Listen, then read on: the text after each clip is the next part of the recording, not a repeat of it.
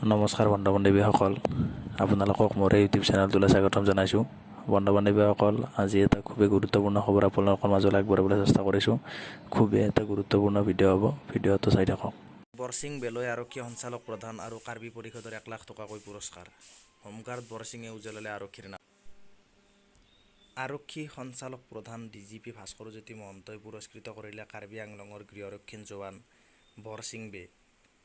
Drugs সৰবৰাহকাৰীৰ প্ৰলোভন প্ৰত্যাখ্যান কৰি সততা আৰু নিষ্ঠাৰে এখন যাত্ৰীবাহী বাছৰ পৰা 12 কোটি টকা মূল্যৰ ড্ৰাগছ জব্দ কৰি কাৰ্বি আংলং জিলাত নিয়োজিত গৃহৰক্ষী জোৱান বৰছিং বেক বুধবাৰে আৰক্ষী সঞ্চালক প্ৰধান ভাস্কৰজ্যোতি মহন্তই 1 লাখ টকাৰ পুৰস্কাৰ প্ৰদান কৰাৰ উপৰিও এখন প্ৰশংসা পত্ৰ প্ৰদান কৰে।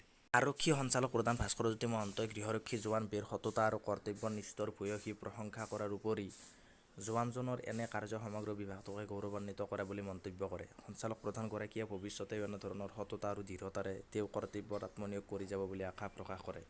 ইফালে কাৰ্বি আংলং স্বায়ত্তশাসিত পৰিষদৰ 70 সংখ্যা প্ৰতিষ্ঠা দিৱস উপলক্ষে অনুষ্ঠিত হোৱা দিনজোৰা বিশেষ কাৰ্যসূচীত কাৰ্বি পৰিষদৰ তৰফৰ পৰা এগৰাকী সৎ গৃহৰক্ষী জোৱানক 1 লাখ টকাৰ আৰ্থিক পুৰস্কাৰ প্ৰদান কৰে। গৃহৰক্ষী জোৱানজনৰ হৈ এই পুৰস্কাৰ গ্ৰহণ কৰে আৰক্ষী অধীক্ষক পুষ্পৰাজ সিঙে। উল্লেখ্য যে কাৰ্বি আংলং জিলাৰ দিলাই থানাত নিয়োজিত গৃহৰক্ষী জোৱান বৰছিং বেই 21 জুনৰ নিশা এখন যাত্ৰীবাহী বাছত তালাচী চলাই ইঞ্জিনত লুকুৱাই অনা 3 কিলোগ্ৰাম ড্ৰাগছ জব্দ কৰিছিল। ড্ৰাগছ জব্দ কৰাৰ সময়ত বাছখনৰ চালকে গৃহৰক্ষী জোৱানজনক ধনৰ টোপোলা উপঢৌকন হিচাপে আগবঢ়াইছিল। যদিও তেওঁ সেই প্ৰলোভনক গ্ৰাহ্য কৰি ড্ৰাগছখিনি জব্দ কৰি শীৰ্ষ আৰক্ষী বিষয়াক অৱগত কৰিছিল।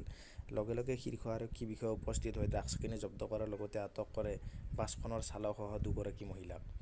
যি সময়ত সোণ চুৰিৰ পৰা আৰম্ভ কৰি বিভিন্ন অবৈধ সৰবৰাহেৰে জড়িত হৈ একাংশ শীৰ্ষ আৰক্ষী বিষয়া লকআপত সোমাই অসম আৰক্ষীক লজ্জাজনক কৰিছে, সেই সময়তে বৰছিং বে নামৰ গৃহৰক্ষী জোৱানজনৰ খাকী পোছাকৰ প্ৰতি শ্ৰদ্ধাই নিশাৰ ভিতৰতে লাখ লাখ জনতাৰ মন জয় কৰিলে।